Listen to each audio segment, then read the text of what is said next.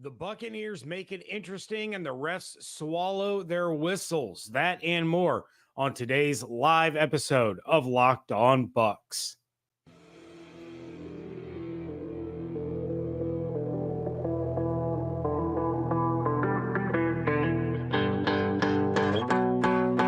You are Locked On Buccaneers, your daily Tampa Bay Buccaneers podcast, part of the Locked On Podcast Network, your team every day.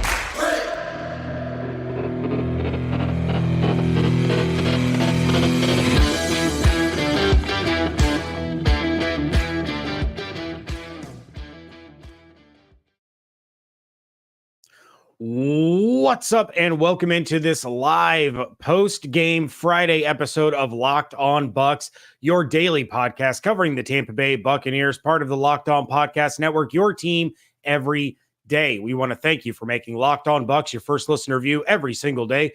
Don't forget you can subscribe or follow for free on YouTube or wherever you get your podcasts. And of course, you can follow on Twitter. I am James Yarcho at JYarcho_Bucs. Deputy editor of SB Nation's BucsNation.com, here with you every Monday through Friday, along with our everydayers and our every livers who are staying up late for this episode. We went live at 12:25 a.m.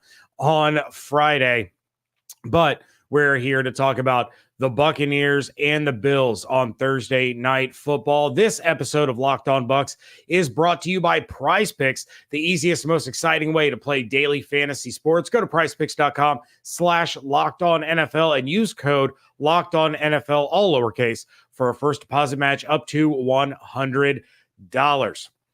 On this episode, I am going to give you my two biggest complaints about this Thursday night game, and I'm going to give the Buccaneers a little mini bye week checklist, to-do list, honey-do list, whatever you want to call it.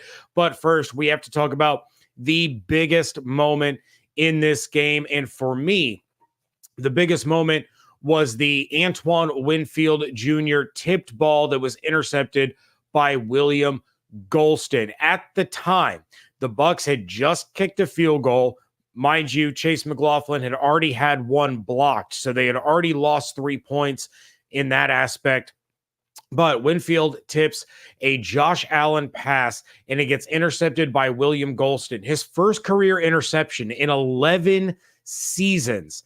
And once again, we talk about it every week. We talk about it leading up to the game. We talk about it after the game. There's always one guy that we talk about every single week making a huge play, and it's Antoine Winfield Jr.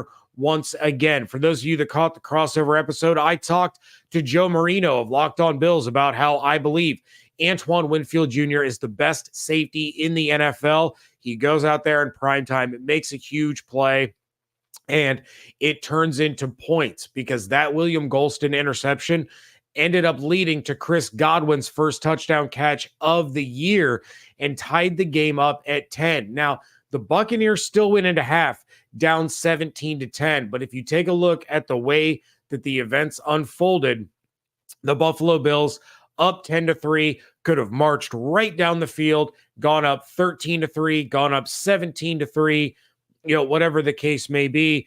And instead, the Buccaneers are able to tie the game up, steal a little bit of momentum. The Bills did score on the ensuing drive. The Buccaneers had a chance towards the end of the half, ended up opting not to kick a 59-yard field goal, which I'm okay with. I'm going to go ahead and say that right now. I'm okay with not kicking the 59-yarder because there were like 16 or 19 seconds left on the clock. And if Chase McLaughlin misses that, or if that one gets blocked, now all of a sudden the Bills are setting up shop at about midfield with 2 timeouts left. They could have gotten into scoring range again and gotten the second half kickoff. The game would have been long over by that point. So I was okay with Todd Bowles opting not to kick the 59-yard field goal. But that Antoine Winfield Jr. play basically turned this game on its head and really got the Buccaneers right back in it. A couple of other key moments to me in this game, and I'm going to jump over to the chat here in just a second, but it was the Rachaad White catch and run on 2nd and 14 with just over 10 minutes left in the fourth quarter. This came after Luke Gedecke's third false start of the game. Going to talk more about that in a minute. And an incomplete pass intended for Trey Palmer. So White gets a short dump off, runs, picks up 20 yards, gets a first down, and kickstarts what ended up being the Buccaneers' 17-play scoring drive, capped off by a Mike Evans touchdown and a Cade Otton 2-point conversion. It was their longest scoring drive in terms of plays and yards this season.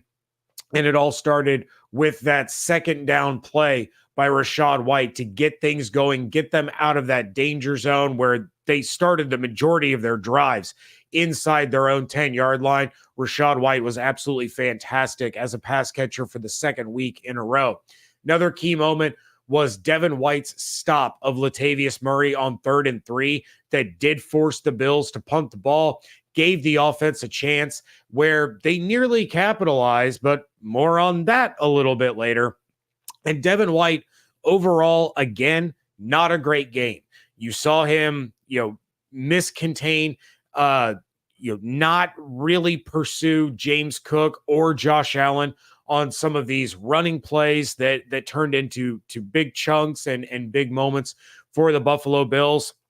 And I'm starting to agree with Evan Klosky. There seems to be something off with Devin White. I don't know if it's an undisclosed injury that he's dealing with, if it was the injury from earlier in the year that he's still dealing with. He just hasn't been limited or anything like that in practice. It hasn't been reported. I don't know.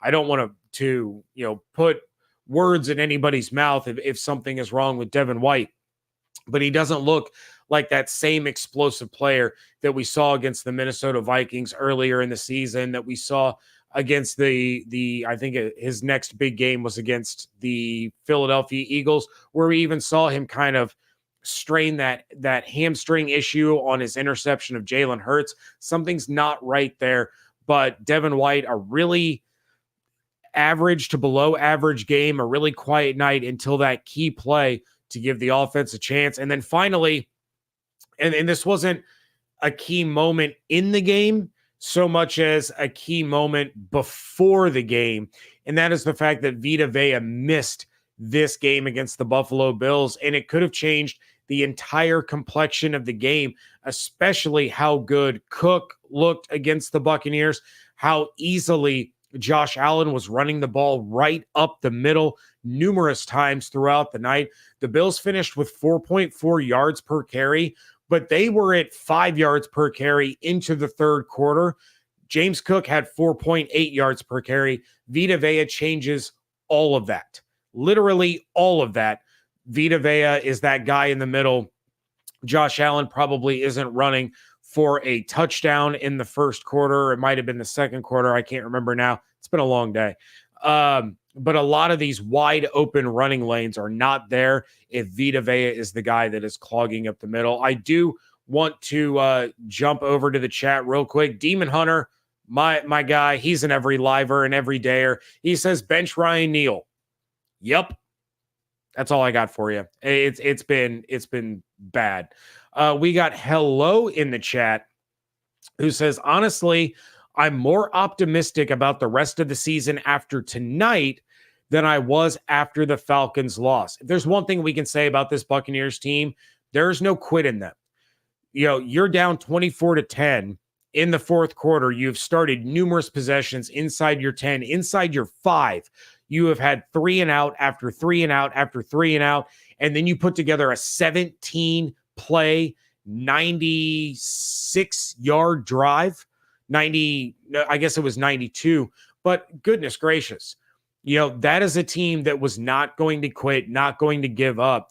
But we have plenty more to discuss about this game coming up in just a moment, including my 2 biggest issues with this game. That is coming up next on today's episode of Locked On Bucs, part of the Locked On Podcast Network, your team every day.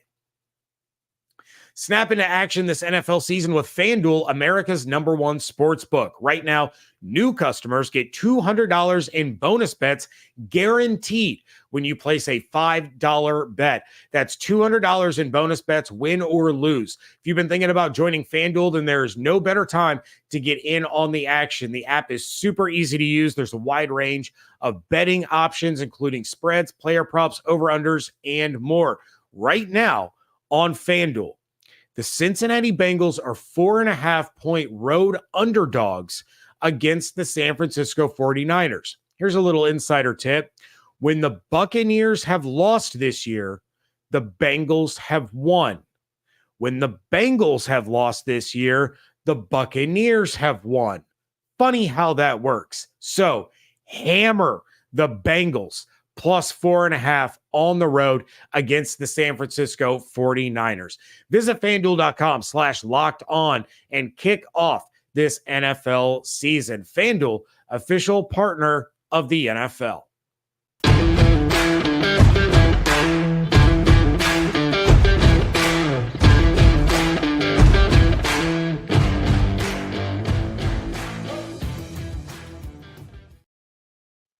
Thank you again for making Locked On Bucs your first listener view every single day. Everydayers, football season is here, and Locked On is kicking up our coverage with Locked On NFL Kickoff Live.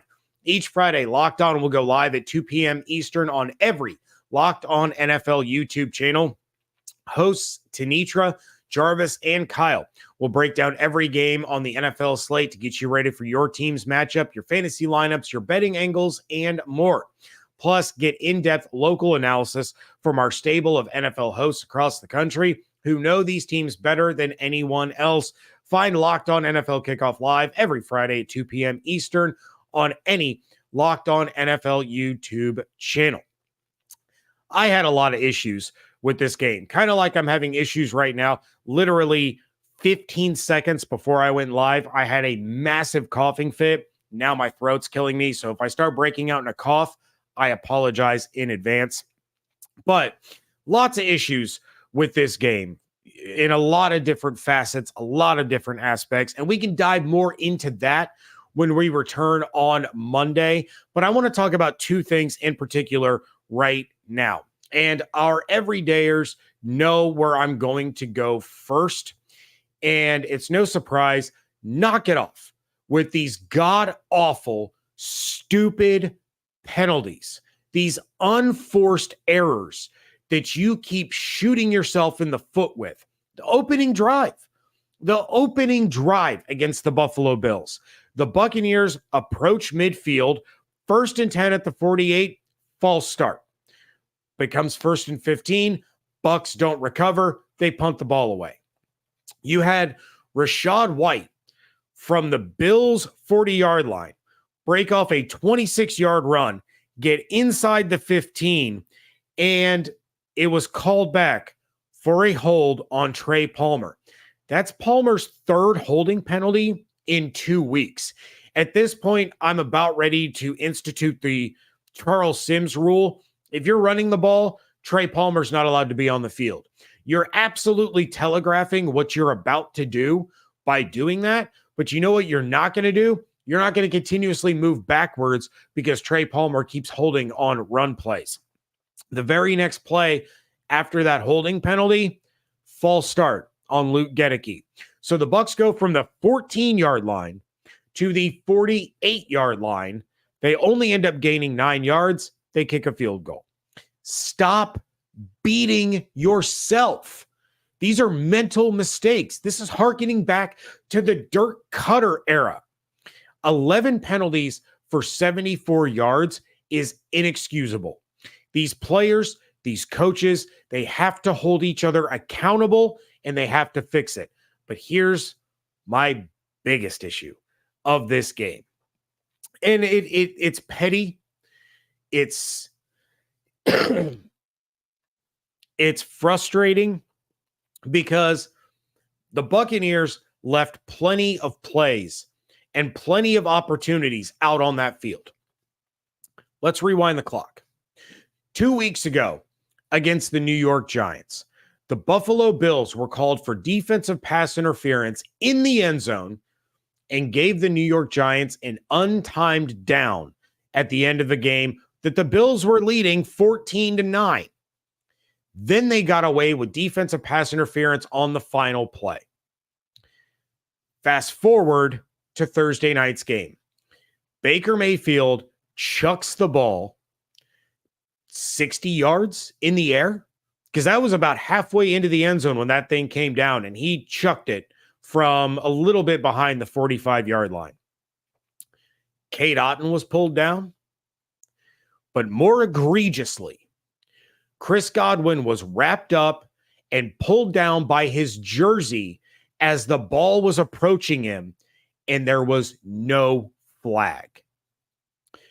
If it's a penalty in the first quarter, if it's a penalty in the third quarter, if it's a penalty, it's a penalty, even on a Hail Mary, period. End of discussion.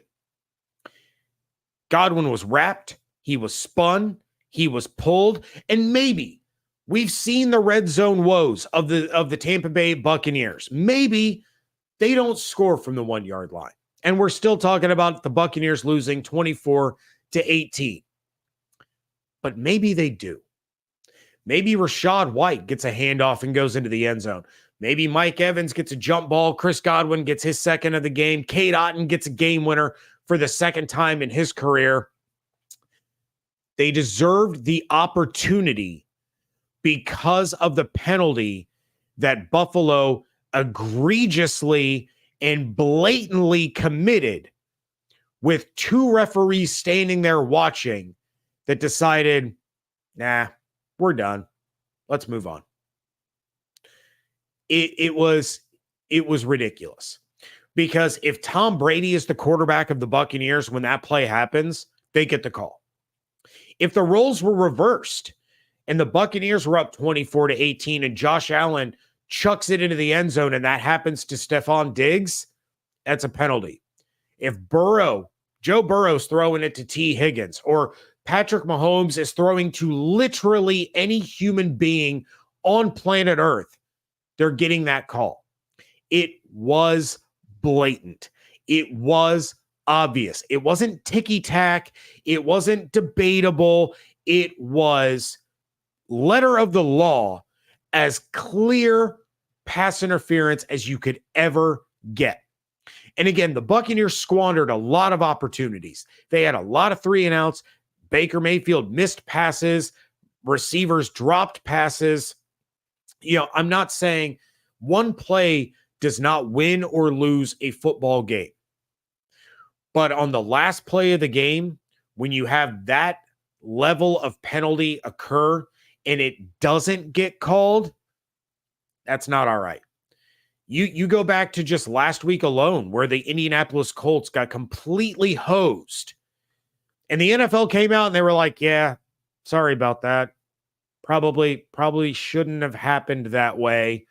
And Jim Irsay is calling for all penalties to be reviewable in the final 2 minutes. That would have put the ball at the 1-yard line for the Tampa Bay Buccaneers. An official cannot keep the flag in their pocket in that situation ever. Ever. It was infuriating. And at that point, I had conceded that the game was over and the Bucs were going to lose. So to have that happen and be that close to one of the most improbable comebacks you would see this season, it stings, and it's frustrating. All right, gonna jump over to the chat really, really quick. Adventurers out there says Joe Tryon-Shoyinka was very quiet tonight. It looked like he just quit on one play. Yeah, not a great outing for Joe Tryon-Shoyinka, but outside of Antoine Winfield Jr., who really had a great night on the defensive side of the ball. I can't really think of it. Dean had a couple of nice pass breakups. I would say he's probably the number 2 guy, but really not a whole lot to write home about on the defensive side. Even Levante didn't have a great game. We have Dinglehog Yeah, 3 DPIs in the end zone. One of them was being sandwiched between 2 DBs. Yeah, it was egregious. It was bad. Hello in the chat. So you're saying you can't just tackle people on Hail Marys. That is exactly what I'm saying. That is 100% what I am saying. But hey, I guess when you're one of the teams that is talked about as being a Super Bowl contender, they tend to look the other way. Buffalo brings in ratings, brings in money. I'm not saying that's the actual reason, but it's frustrating for sure. But what do the Buccaneers need to focus on heading into this mini bye week following a Thursday night loss? That is next here on Locked On Bucs. PrizePicks is the largest independently owned daily fantasy sports platform in North America. They are the easiest and most exciting way to play DFS, and it's just you against the numbers. Instead of battling thousands of other players, including pros and sharks, you just pick more or less than specific stat projections on a 2 to 6 player roster and watch the winnings roll in. PrizePicks is really simple to play, and I can make my picks and submit my entry in less than 60 seconds. Quick withdrawals, easy gameplay, and an enormous selection of players and stat types are what makes PrizePicks the #1 daily fantasy sports app. And now, PrizePicks offers Apple Pay for quick and easy deposits into your account this football season. Go to prizepicks.com/LockedOnNFL and use code LockedOnNFL for a first deposit match up to $100. Again, go to prizepicks.com/LockedOnNFL and use code LockedOnNFL, all lowercase, for a first deposit match up to $100. PrizePicks, daily fantasy sports made easy. Did the game go to timeout? Well, time to order in with DoorDash. Is it halftime? That's ordering time. 2-minute warning, you got it. That's your cue to order in. Order for whatever craving may strike you. Maybe you're in the mood for a Cuban sandwich and potato balls from Cuban Express. Maybe today is more of a shell seafood kind of day, or you're going to grab some wings from Shamrock's Ale House. All of your favorite restaurants and stores, from retail to grocery, are on the app, so you can shop everything you need to get game ready. Get prepared before game day and stock up on your favorite appetizers and order all of your tailgate gear on DoorDash. Then get ready to watch your team win. Get 50% off up to a $10 value when you spend $15 or more on your first order when you download the DoorDash app and enter code LOCKED23. Subject to change, terms apply.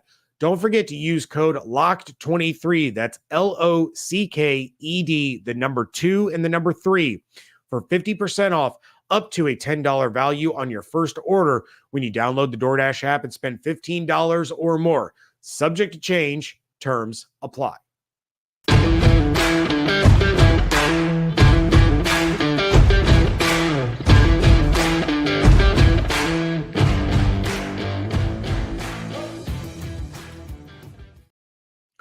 Wrapping things up here on a live post-game reaction episode in the wee hours of the morning. We're coming up on 1 a.m. So big thank you to all of you in the live chat joining me for this episode. But what do the Buccaneers need to put their energy and focus on, or focus into, during this mini bye week? And I'm going to talk about something from the offense. I'm going to talk about something from the defense. I'm even going to talk about the front office. So let's start with the offensive side of the ball. And Dave Canales, who, again, I enjoy Dave Canales. I think he's going to be a good offensive coordinator. But right now, you're 7 games in. You've lost 3 in a row. The offense has been less than stellar since coming out of the bye. So Dave Canales needs to get a couple of things figured out. He's starting to get a little stale, a little predictable in his play calling. And that's the last thing that you want. And he's still trying to figure some of this stuff out. So again, long leash. I'm not going to sit here and pound the table for him to be fired. I'm not going to call him Byron Leftwich. He's still, baptism by fire. He's learning on the go, learning on the fly. Everything that he's seeing for the first time. Every situation that he's in for the first time. It'll come together. But now's another time where you have the opportunity to sit down and start tweaking some things. I want to see him continue to utilize Rachaad White in the passing game the way we've seen over the course of the last couple of weeks, because Rachaad White in the passing game has become an absolute weapon. He is shifty. He is making guys miss. He is picking up first downs, and it's all from these little 3-4 yard dump offs. And then he's making the plays happen. That's what you want to see out of him in the running game, and we just haven't. But if you're going to add another threat to this offense, it needs to be Rachaad White in the passing game. But you still need him to run the ball. So for the love of God, can we get a fullback? Line up O'Keefe back there. Line up Vita Vea back there. I don't care. Old school I formation. Give him a lead blocker. Try to spring him for some runs. And the run game looked better against the Buffalo Bills, but they're the 31st in the NFL in yards per carry allowed. The Buccaneers averaged 4.5 yards a carry against the Bills on Thursday night, by far their best of the year. But you have to be able to find a way to continue to run the ball effectively. Use a fullback. Nothing else is working. Just do it. What do you have to lose? And then finally, you have got to get Mike Evans involved earlier in the game. Mike Evans was silent up until he made a huge catch that got called back, because of course it did. Why wouldn't it? And then he ends up with the touchdown catch. He's absolutely tearing it up in the end zone this year. Mike Evans fantasy owners are super dope, super psyched that he got that touchdown for them at the end of the game. But he has to be involved earlier and more often than we saw in this Buffalo game. That's the only recipe for success. Hyper target Mike Evans, hyper target Chris Godwin. Let the rest of the chips fall where they may. I'm going to flip it over to the defensive side of the ball. Back to the drawing board for Todd Bowles. You've got to figure out this third down stuff on the defensive side of the ball. At one point, the Buffalo Bills were 6 of 9 on third down. They finished 7 of 13. So the Bucs held them to 1 of 4 down the stretch, but that's still above a 50% success rate on third down. Can't have it. You cannot have this defense always rely on turnovers. You have to get off the field with stops, and that may mean benching Ryan Neal, because he is far and away the biggest liability on this defense. Once again, it's not working. What do you have to lose? If you put D. Delaney in for Ryan Neal, what's going to happen? D. Delaney's going to be out of position and give up a big play. You see that 3 times a game out of Ryan Neal. So Todd Bowles needs to go back to the drawing board, figure out what made this defense so successful before the bye week, and how they can return to that form and get off the field on third downs, give the offense opportunities to put more points on the board. And finally, I am going to talk about the front office. Figure out your long-term plan. They already have one, but you need to hammer it out now, because the trade deadline is coming up next week, and there are lots of players on this Buccaneers team that are on expiring deals. And there are lots of players that expect to get paid handsomely. Evaluate who's in your future plans. And if they're not in your future plans, whether that's schematically or financially, move them. Move them. If they're worth the draft capital, move them. Send them to teams that can contend. Send them to teams that are going to give you the best offer that you can get on some of these expiring contracts. Antoine Winfield Jr. isn't going anywhere. Tristan Wirfs isn't going anywhere. I don't think Mike Evans is going anywhere. Devin White, Shaq Barrett. If this is a team that you feel doesn't have their answer at QB in Baker Mayfield, has these guys that are going to test the waters in free agency and you may not get them back, or if you feel that they have priced themselves out of your budget because of the open market, evaluate what you need, evaluate your capital, draft capital, evaluate your salary cap situation, start moving some of these guys to load up on draft capital so you can fill those needs in the offseason, or put yourself in a position where you've stockpiled enough picks that you can move up. If you don't think Baker's the guy, put yourself in a spot where you can move up and get a Drake May, or, put yourself in you're not going to get Caleb Williams. The number one pick is going to cost too much, but there are franchise quarterbacks in this draft. And with the salary cap situation, with the expiring contracts, it's worth taking under consideration. And if you know Todd Bowles is going to keep his job beyond this year, sit down with him and sit down with Dave Canales and figure out what their vision for the future of this team is. Start preparing now. Because if this thing continues to spiral out of control, the Bucs are looking at a top 10 pick. If you can maneuver and get yourself a Drake May, get yourself, some people are high on Bo Nix. I'm not one of them, but you can set up the future pretty well. And the NFL trade deadline has become a little bit of a thing. I'm going to hit the chat one more time before we get out of here. We got Demon Hunter says, at least D, speaking of D Delaney, will get takeaways. That's true. That's true. We got Dinglehog says, I agree. I believe our run blocking needs a lot of work. Rashad and another solid RB2, and they will be fine. That's another position you might want to stockpile some draft capital for. They have not had great luck with these 3rd, 4th, 5th round running backs.